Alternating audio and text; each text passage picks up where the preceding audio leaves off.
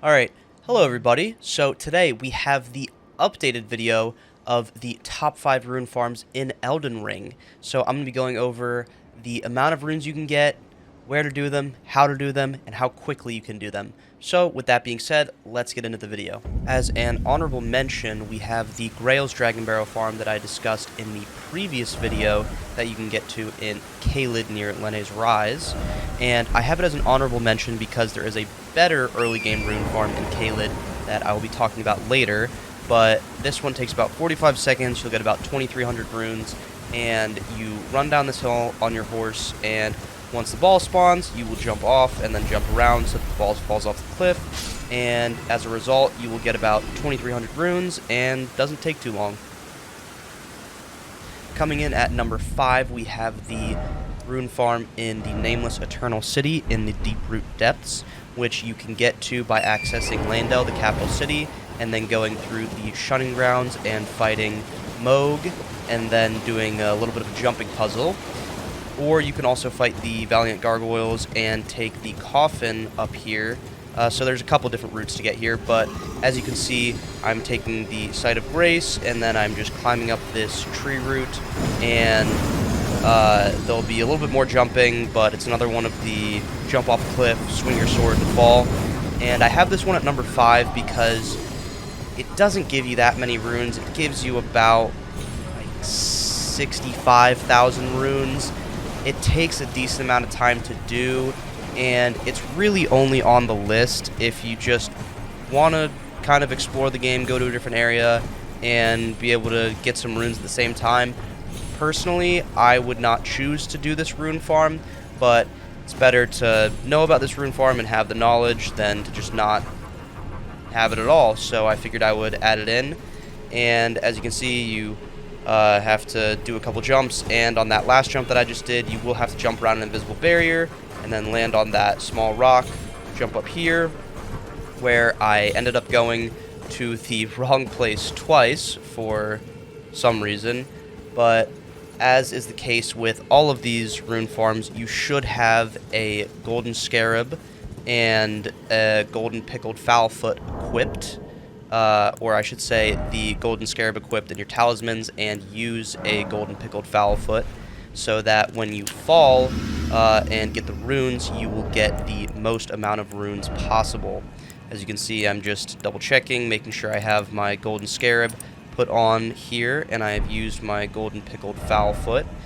And once you are all set and good to go, you're going to want to jump, and then double jump, start swinging your sword, and then you will just fall, and as you're falling, basically the world is the map is despawning, and all of the enemies are falling to their deaths, and once they die, you will get all of those runes, and you need to keep swinging your sword, otherwise you will possibly die.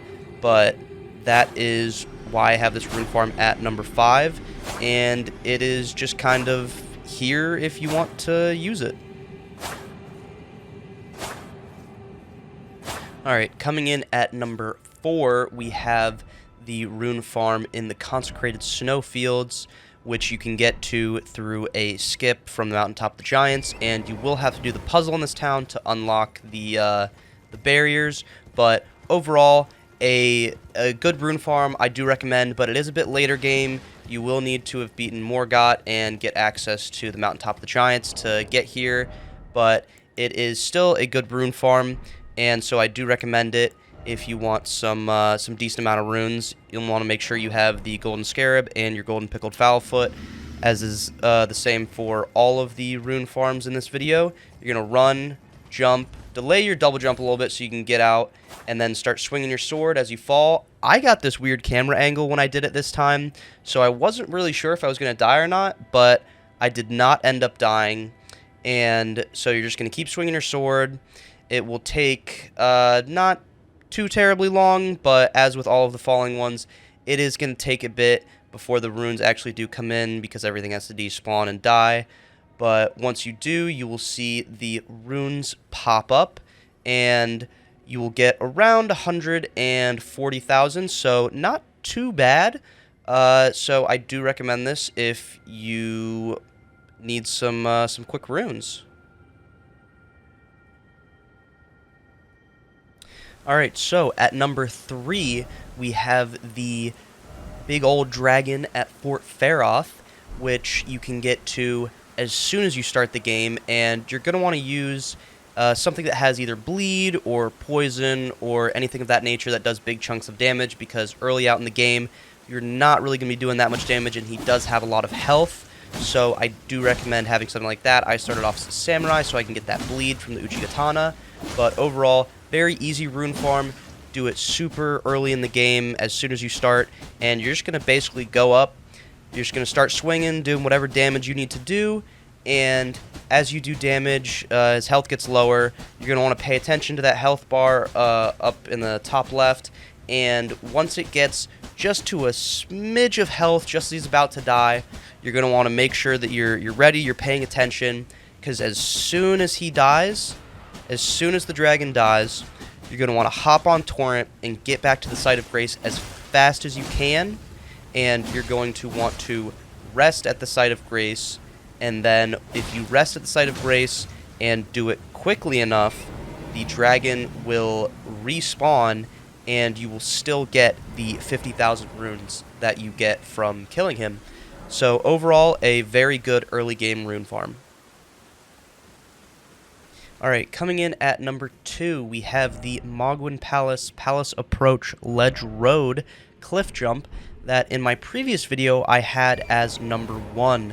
But after reading some of your guys' comments on the previous video and finding that the Albinaric farm, just based on numbers and efficiency, is overall better, I have decided to move that one up to number 1, which I will talk about in a minute. But for right now, the cliff jump one is fairly similar to the last video that I posted. However, this one, after looking through some of your guys' suggestions, there is another place to jump a little bit further over to the west near the stone pillar, where you can jump off a rock that is jutting out, and it will net you more runes than the previous spot. So I do highly recommend that.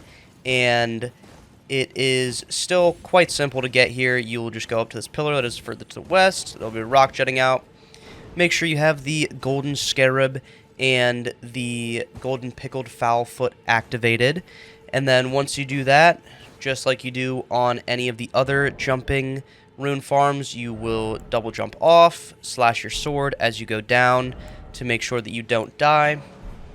And after falling for a bit, you will see one large lump sum of runes, and then you will get a second sum of runes, and it totals out to around 250,000 runes, so definitely better than the last place that I showed you where to jump.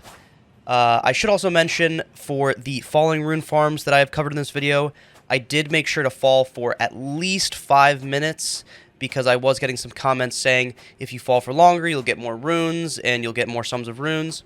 So I did double check and make sure that I was getting the most amount of runes possible. So I just want to make that clear. I tried to max out the amount of runes that I was getting from all these rune farms. But yeah, I still highly recommend this rune farm. And if you're looking for a large sum of runes that is very easy to get early in the game, I highly recommend the Mogwin Palace Cliff Jump rune farm.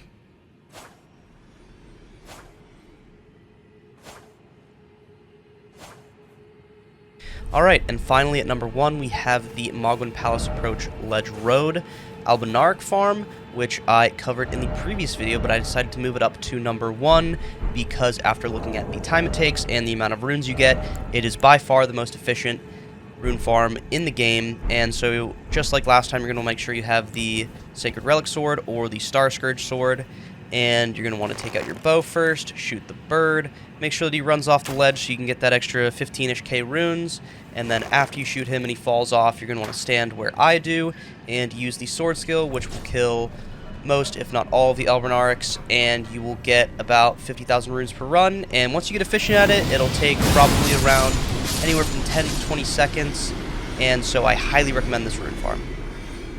I just want to thank you all for watching, and make sure if you have any suggestions to please leave them down in the comments below. And if you did enjoy the video, please make sure to like and subscribe for future content. I'll see you guys later.